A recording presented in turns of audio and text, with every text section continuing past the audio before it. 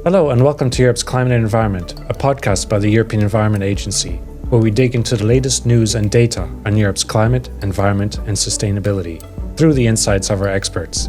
We need to start building our resilience to these climate risks, independently of the actions. On the mitigation side, we need to reach our mitigation targets at the European level, but also globally. But at the same time, we need to increase the resilience of the society, because that will actually help us that the economic losses and fatalities will not accelerate it into the level when it becomes a significant burden to the EU economy.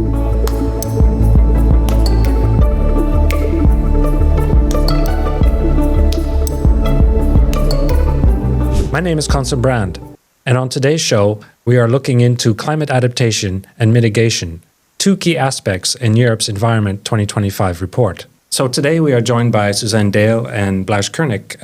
Welcome to our show today. Suzanne, before we start, perhaps both of you could introduce yourselves. Yeah, thanks for inviting us. My name is Susanne Dale, and I am leading the unit at the agency working on climate neutrality, energy, and mobility. Yeah, and also thanks from my side for inviting me here today. My name is Blaž Kurnik, and I'm leading the unit on climate risk and resilience at the agency. Great. Today we're tackling two big parts of the same coin, basically, climate mitigation and adaptation. Key aspects of Europe's climate environment policy really go to the heart of what we're trying to do here in Europe. I guess we'll go right into it. Our Europe Environments 2025 report focuses quite a bit on the impact of climate change and looks specifically at what we're doing to mitigate and adapt. Also, how climate change is affecting our nature. By way of starting, perhaps we can first look at what we mean by mitigation and adaptation in Europe. You want to start with mitigation? Yeah, glad to. Climate change mitigation focuses really on reducing greenhouse gas emissions. It focuses on reducing the future impacts of climate change by simply reducing climate change. Reducing greenhouse gas emissions happens all the way across the economy, and it's about reducing emissions from power production, energy use. It's in our transport sector, our agriculture sector, from industry, from all of the sectors of the economy. And it really is a concerted effort, not only across Europe, but globally in the context of the UNFCCC, to reduce greenhouse gas emissions and thereby reduce the future impacts of climate change and, in fact, slow climate change over time. Mm-hmm. But the impacts of climate change are unavoidable. The climate is changing, and we know that. The Europe's Environment Report also illustrates how the climate is changing. Yeah, and that's why adaptation is so important. Unfortunately, yeah, that's what we do. It's about adjusting the society, environment, and the economy to the impact of climate change. Like Suzanne already said, more we emit, more greenhouse gases are than in the atmosphere. That means more energy is in the atmosphere, which needs to be released somehow. And energy is released in the atmosphere through the extreme events or through slow onset events. This, of course, leads to the climate impacts, which is then affecting all of us. And we need to, of course, increase our resilience to these climate impacts. And adaptation is part of it. Adaptation is not only about increasing the resilience. It's very, sometimes even a bit technical term. Means that we need to adjust all of our life to the changing climate.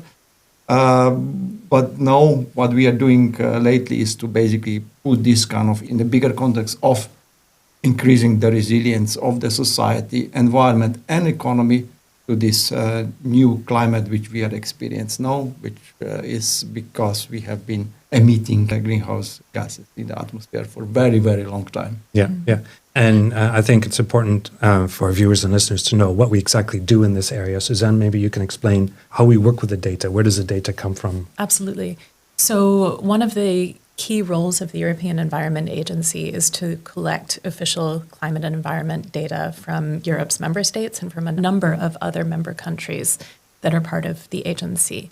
And we do that biannually or biennially, collecting official data on, for the greenhouse gas area, for example, greenhouse gas emissions or greenhouse gas projections.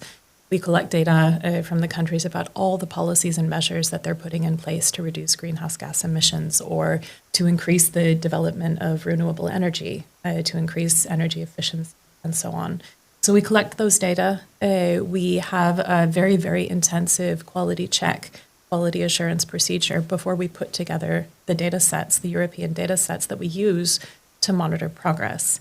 And when I talk about climate change mitigation and reducing greenhouse gas emissions over time, it's because we have targets. And those data are crucial to be able to monitor how far we are from the targets and whether we need to accelerate our efforts to meet the targets. A good example is 2020. Europe set targets for 2020 reductions.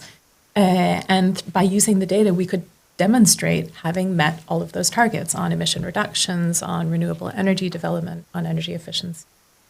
What we're now using the data for is to look at progress to 2030.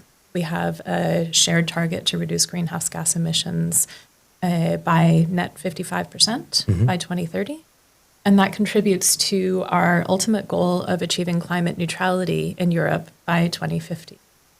And what about Blaž? How does our adaptation team work with the data? Yeah, it's very similar. Although we don't have so much of the official data sources coming from the member states, we are then, of course, collecting also the data from other sources.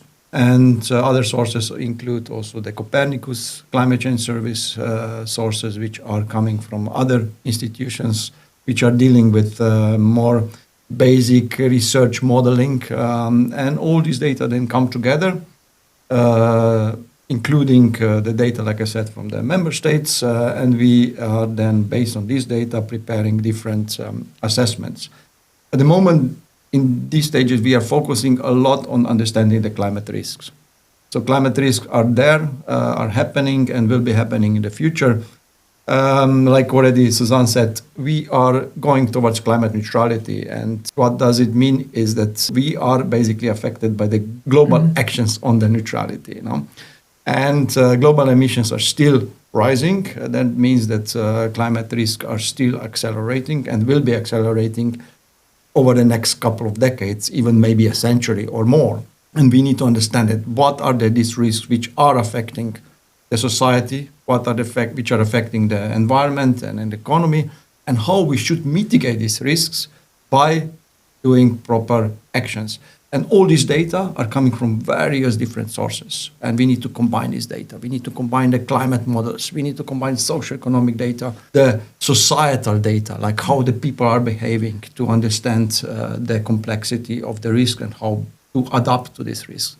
So what we do is really combining the data and coming with the outputs which are then prepared as a part of the knowledge product, but also the products on the assessment which are then feeding into the preparing the proper policies which could actually make our society prepared to the climate which is coming. Yeah. So we have all this data that we've analyzed and assessed, and what are the outputs? What are we doing with this data? If you want to go first.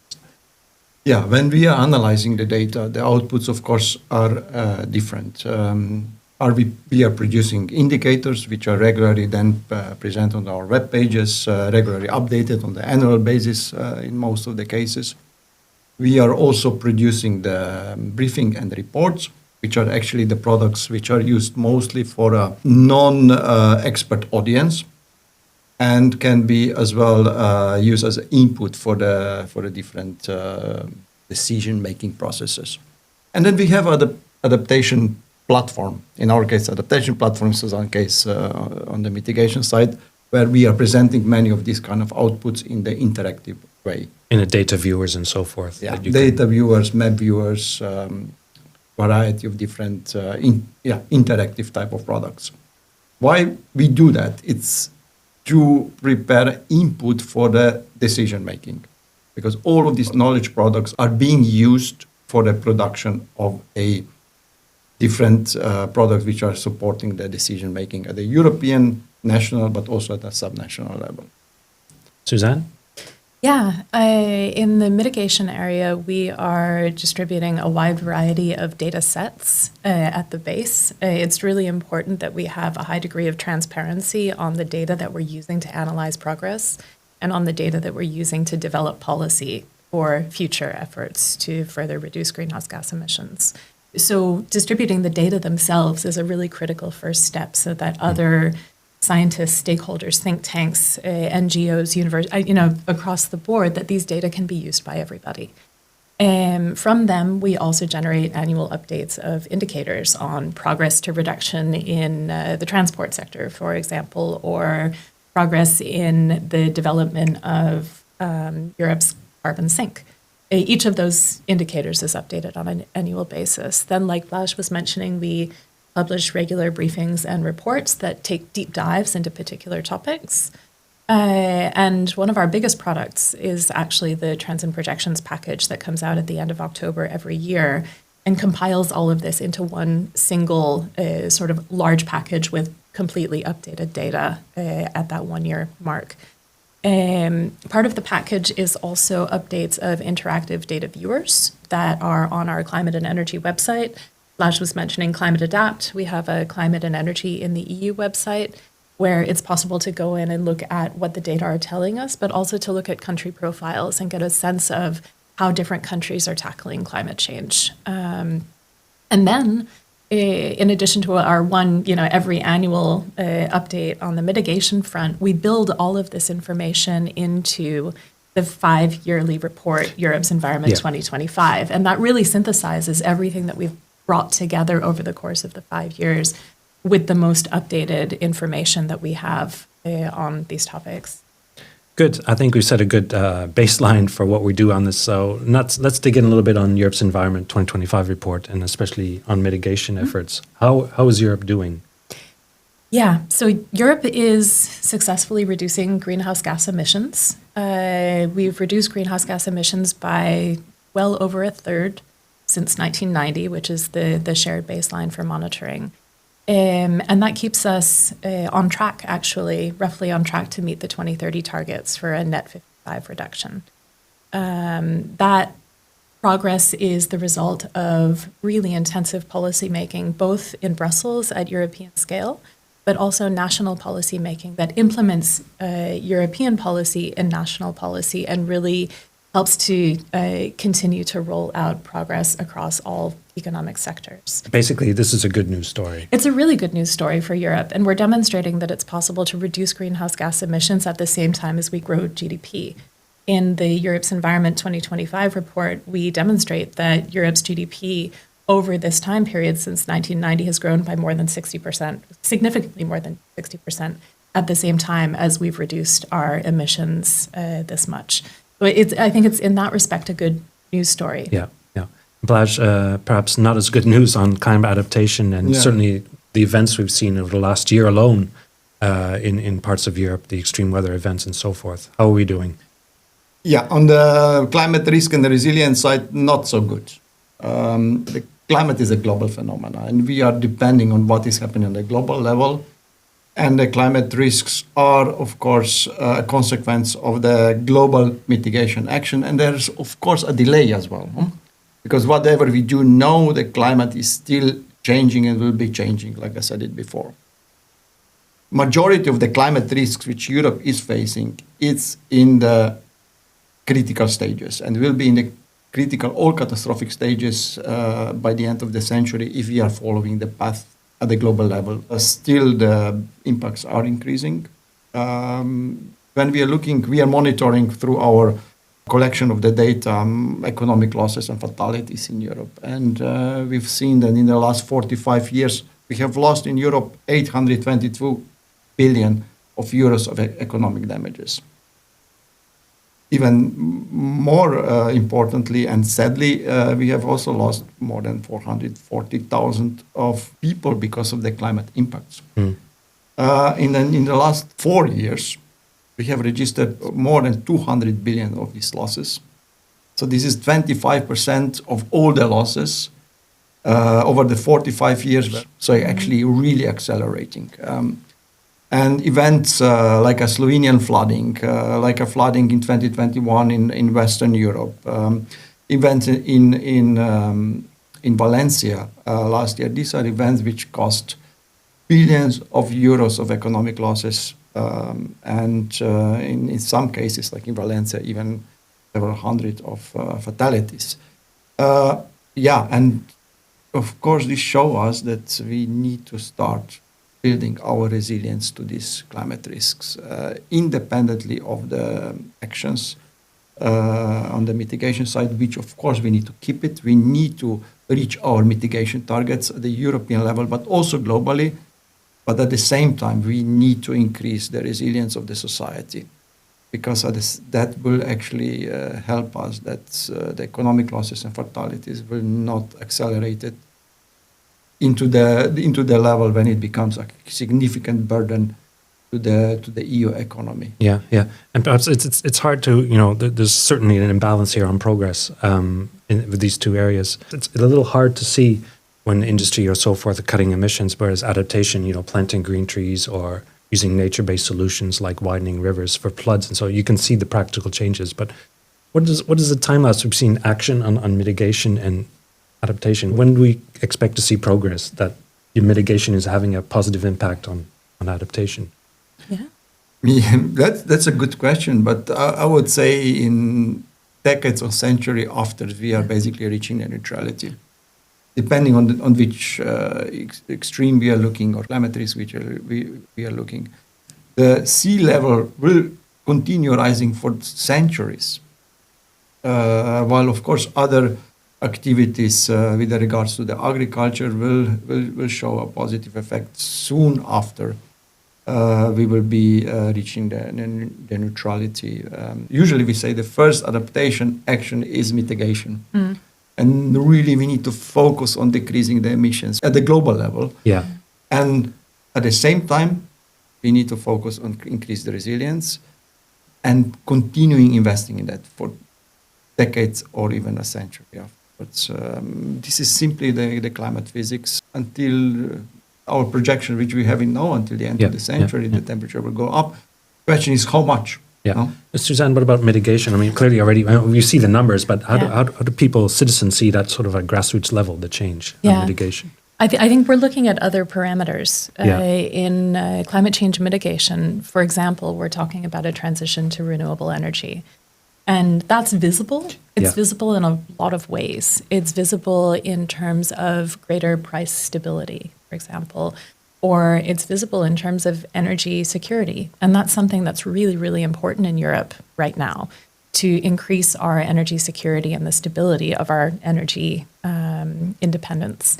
And we can see that on the bottom line, where Europe is at a quarter of our energy generation from renewable sources, where almost half of our electricity generation is from renewable sources. That's a really, really important progress point, I would say. That's huge progress. It is. Yeah. It is. We can also see that something like electrification of our vehicle fleet is also moving us away from critical dependency on fuels from other parts of the world. And that electrification of the vehicle fleet is another really good example of everyday practical progress toward independence, but also toward a more competitive Europe. Greenhouse gas emissions for the purpose of reducing climate change and mitigating climate change over the long term, it also has a really important contribution to Europe's competitiveness globally. Mm-hmm. And in terms of mitigation, obviously getting fossil fuel, carbon, empowered vehicles off the streets has an effect on air pollution as well. Absolutely. Yeah, so we're seeing a reduction there, as the report points out, that air pollution, we're making tremendous progress as well. And it's not air pollution reduction for the sake of it. It's because it impacts people's health. Yeah, so it's a win-win on many levels. Yeah, especially in urban spaces. Yeah. And you've already touched on the new priorities for Europe as far as aligning to the new priorities. You talked about competitiveness, security, and resilience. Blaž, perhaps you can add a bit how adaptation works into these priorities. It's very similar. So we need to know that making Europe society resilient to climate change will increase our contribution to the competitiveness, will increase our contribution to the innovation. And it's simply because of the budgets, because of the costs. If we are covering the economic losses which we are losing from climate and weather extremes every year with a significant budget, which we are talking about 50 billion euros a year now, and this cost can increase, up to 1 trillion euros by the end of the century if they are not doing anything. Focusing on the resilience means that we are then, of course, having a resilient society which can prosper into the competitiveness agenda, which can prosper into focusing on innovation. And it's important that at the same time we increase the resilience, we invest in the resilience, because simply from the economic point of view, we cannot afford of covering the economic losses every year. Simply, we don't have enough budget for doing that. Yeah. And resilience is part of the bigger agenda of the competitiveness, of the security, and so on and so forth. And I give you an example of, let's say, flood protection. Investing in the flood protection, of course, you are protecting the properties, the houses, the businesses which are lying close to the rivers, which can be flooded every year or every second year. And of course, you cannot make stability of the business if you are affected every time by extreme event. So if we make the investment into the adaptation or protection from the floods, that means that you can stabilize the business. So adaptation, increased resilience, and investment into that, of course, it has many positive societal benefits. And I think we need to always look at it from that angle. This is holistically investment into the adaptation it's paying off on many different fronts. Yeah, what the Europe's Environment Report talks about, looking ahead to the years ahead. To what extent can we increase renewables or energy efficiency in the years ahead, and reducing our dependency on fossil fuels as well? Absolutely. The potential is there, and the importance is really, really there. When I mentioned having achieved a renewables level of roughly a quarter, that's massive progress. We were at 20% as of 2020, 2023. We're at about 24.5%. By 2030, we have a shared target to be at least at 42.5% renewable energy contributions, with the idea of actually reaching 45. So we still are looking in the next 5 years at a massive scale up of renewable energy generation. And the importance of supporting that is really quite critical. We've seen rates of acceleration in recent years that are very, very promising, but it's really important that those rates of acceleration continue until 2030. And that's not the end point, right? That's an important milestone on the way to 2050, on the way to climate neutrality. And so continuing to invest and support development, support innovation, support European industry in being able to contribute to and benefit from this transition. Mm-hmm. And perhaps another aspect, Baj, is the just transitions, especially in adaptation, where the costs of governments but also civil society to adapt does have an impact on more vulnerable populations. Perhaps you can explain a bit what work the EA has done in this area, which also comes up in Europe's Environment 2025 report. It means looking at just resilience, it's of course a topic which we are dealing with in the last years. It's important that when we are investing in adaptation, we are considering all the vulnerable groups as well, because these are the most affected by the climate. And sorry, what particular populations are we talking about? Elderly, we children? We talk about elderly here, children, people with some kind of preconditions, also some minorities, and simply because these societal groups are sometimes living in the areas which are affected more by the climate impacts than maybe others. And example, give you we at the same time investing into the housing, which is adjusted to climate change, the fatalities will be decreasing.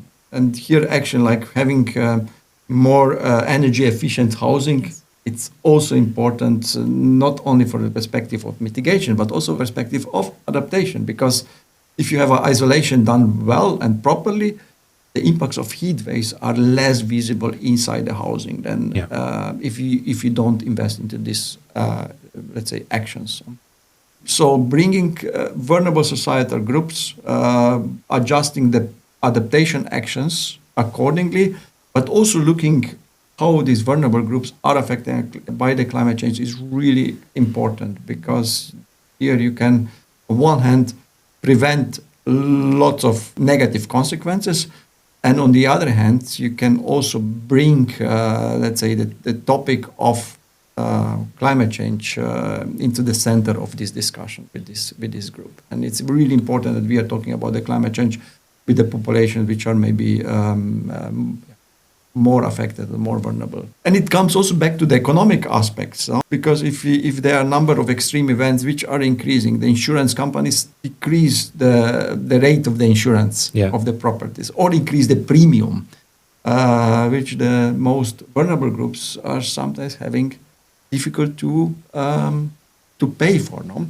And it's important that adaptation is then added in the way that is not also financially affecting these vulnerable groups, not only affect from the health point of view or the well-being point of view, but also from the financial aspects. And understanding this action, knowing where to invest, how to invest, is very important in the long term. This is maybe also a point where I can jump in that really underlines the fact that when we're talking about mitigation or adaptation, we're not talking about competing priorities. I think you said in the beginning that it's two sides of the same coin. Yeah. And this is a good example where the efforts can really be synergistic and have significant co-benefits. On the climate change mitigation front, one of the relatively difficult to decarbonize sectors is buildings in Europe.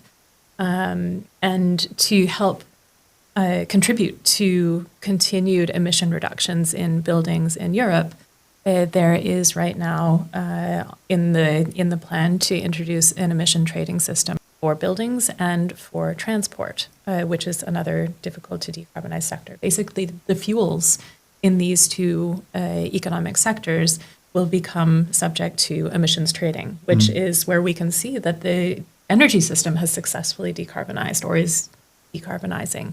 Those same benefits would reach out here. And the concept with the new emissions trading system is that it is born together with a social climate fund to make sure that the families who potentially are most affected, the individuals, the populations who can be potentially affected by the introduction of a trading scheme, are not negatively impacted, and in fact can be supported to insulate their homes, like Blaž is mentioning, with the co-benefits that it both reduces greenhouse gas emissions, but also increases societal resilience. So I think that's an important Definitely a good example to bring up. Thank you very much. Thank you.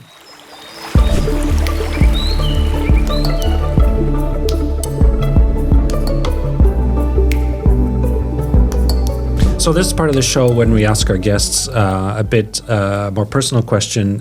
What drives you? What got you into the work that you are doing? Suzanne, you want to start? Yeah, I have been here at the agency now working for 7 or 8 years.